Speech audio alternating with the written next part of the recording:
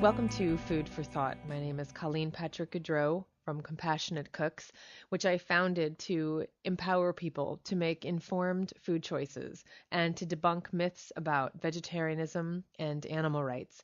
You can learn more about who we are and what we do by visiting our website, compassionatecooks.com. Hi, everybody. It's great to be here with you today, so soon.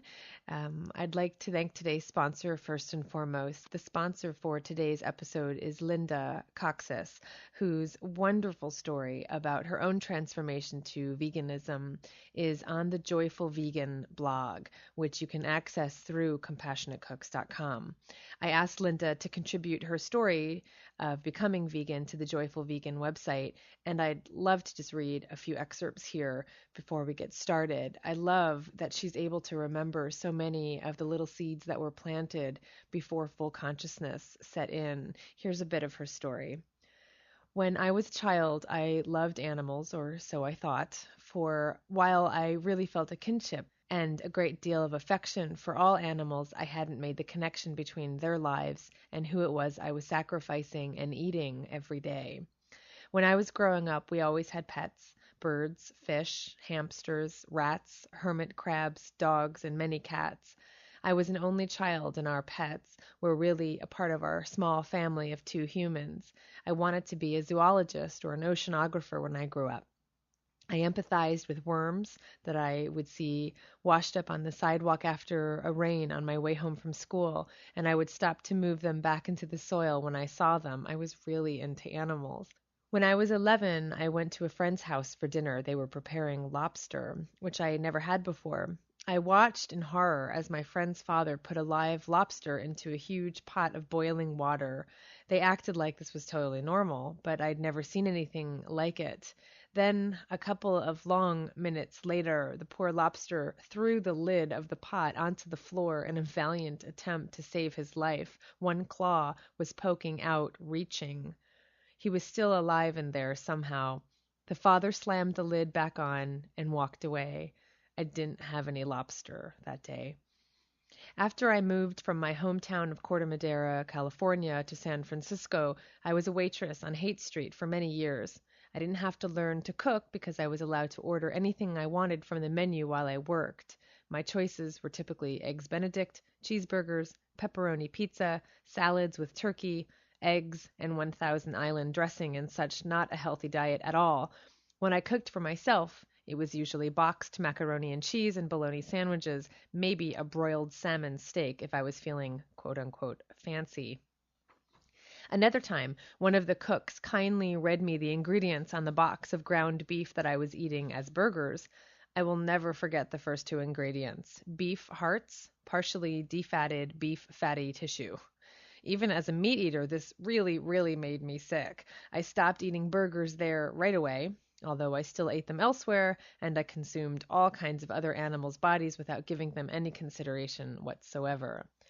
It was incidents like these that started giving me clues that the way I was eating really wasn't in conjunction with my true desires and feelings.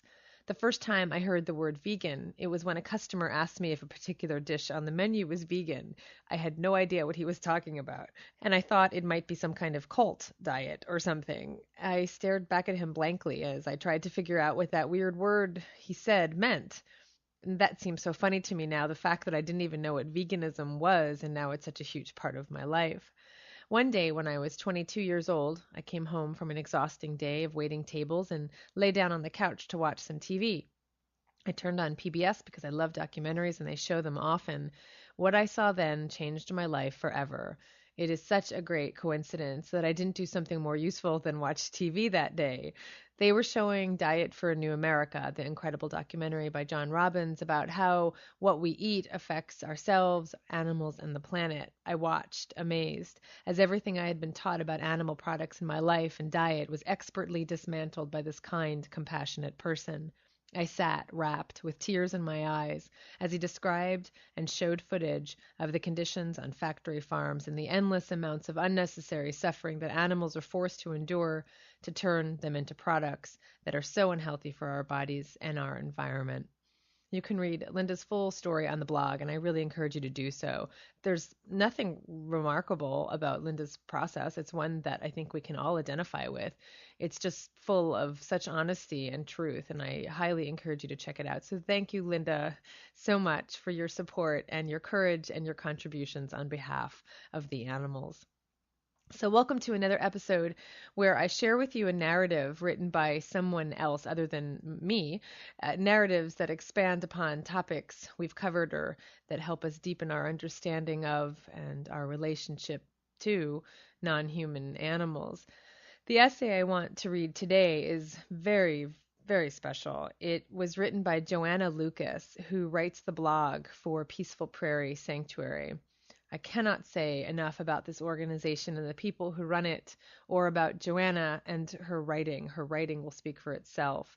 She is an incredibly gifted writer, and she expresses the suffering and exploitation of animals with sensitive, thoughtful language and captures the personalities of individually rescued animals in such beautiful ways. I encourage you to visit www.peacefulprairie.org, support the organization, and read Joanna's blog.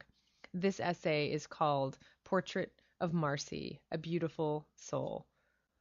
When Marcy arrived at Peaceful Prairie Sanctuary, she had already lost everything: her freedom, her community, her family, her youth, every baby she had ever had, everyone she had ever loved, everyone she had ever trusted, everything that was familiar. She arrived in this new world with nothing, except for the brief time before she went blind, the ability to see with her own eyes this improbable land of open vistas, big sky, free inhabitants and people who wished them life, this free state that billions of captive animals never experience, but that all yearn for in their living cells to their last breath, and perhaps to believe it. Like all farmed animals, Marcy was defined not by what was there, but by what was missing, the visible and invisible amputations of a lifetime of slavery, mutilated body, broken spirit, wounded soul, unrealized life, unrealized potential, capacity for pain filled to the brim, capacity for joy left utterly empty. In her last years of confinement on a small family farm, where she repeatedly watched her babies being killed, so much had already been taken from her that by the time she was rescued and brought to a place where she could finally begin her life, there wasn't much left to build a life on. Her first year at the sanctuary, when she could still see, she fled from anyone who looked like her abusers, any human being around. And for the rest of her life, she avoided anyone who looked like herself, every ewe, ram, or lamb around. She hid her big, beautiful, billowy self among the goats, dawdling along conspicuously ovine amid the gust of quick, slender, angular, light-footed goats, secure in the belief that she was well camouflaged among these creatures who looked, walked, sounded, and acted nothing like herself. She traveled with them, foraged with them, camped with them, ignored the fact that to everybody's mind but her own, they were a poor fit for her, too fast, too rowdy, too mischievous, too bold, too unpredictable for her, and forgave them their many trespasses, such as the time when they left her behind, way out in the field, ignored her calls for location, and went home without her. But for reasons she well understood, she remained unflinchingly loyal to them for the rest of her life. Whatever Marcy saw in the goats, learned from them, received from them, was clearly something she needed. We joked that she thought she was a goat, but more likely the opposite was true. What seemed to draw her to the goats was not the imagined similarity, but the perceived difference. She seemed to want to be someone completely unlike herself, a different animal altogether, someone totally unlike the powerless victim she had been all her life.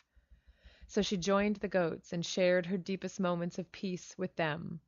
You could see her and them resting in the sun in a trance-like, almost solemn state, as though listening together to a magnificent symphony, and in fact doing just that, hearing the leaves of spring, the rustle of insect wings, the wind darting over the face of the pond, and savoring the scent of the wind itself, feeling beauty, being absorbed by beauty, not what we call beauty, not the pretty things, but what is beauty, the knowledge inherent in all things, in a stone, a leaf, a blade of grass, the profound experience of harmony and connection with something deeply good and deeply loving, the felt wisdom of being alive in a world of scent and taste and sound and touch, with nerve endings responding in delight to every breeze, every faint happening, every detail in the world's face of dazzling color and rolling movement and depth. Those moments, full of feeling, brimming with exquisite awareness, giddy with the life within, she shared with the goats. But in her moments of sorrow, she was alone. And she had moments of wrenching, inconsolable sorrow, some triggered by invisible quakes, others triggered by events that even we could see and understand, such as the times when the smell of lambs born, torn from their mothers and slaughtered on neighboring farms, filled the air and stirred her old pain, a pain that didn't lessen with time, but seemed to grow new thorns every spring. Those were the times when she wandered off most often, becoming separated from her adopted herd, getting lost, and in her blindness unable to find her way home. Because human presence terrified her, the only way we could guide her back home was to call out to the goats, hoping that they would respond loud enough for Marcy to hear and follow the sound trail back to the herd. The goats she trusted, but humans evoked nothing but horror. The horror she remembered and the horror she anticipated at our hands. We understood her apprehension and went out of our way to not intrude in her safe zone. What we didn't understand then, and still don't fully understand today, is why she chose to narrow the physical and emotional distance between us and got 1 inch closer to us every day, until there was no distance left at all, until our noses touched, literally. She got nothing extra from our proximity, nothing that she didn't already get in abundance while avoiding us. Food, shelter, friends, treats were all readily available to her whether or not she accepted us. So why did she decide to trust us, when throughout her life humans had done unspeakably cruel things to her for a taste of her baby's flesh, for a handful of wool, for a patch of lamb skin? Why did she suffer with us when she could just as easily ignore us? It's hard to say. But the fact is, she not only accepted us, she sought us out.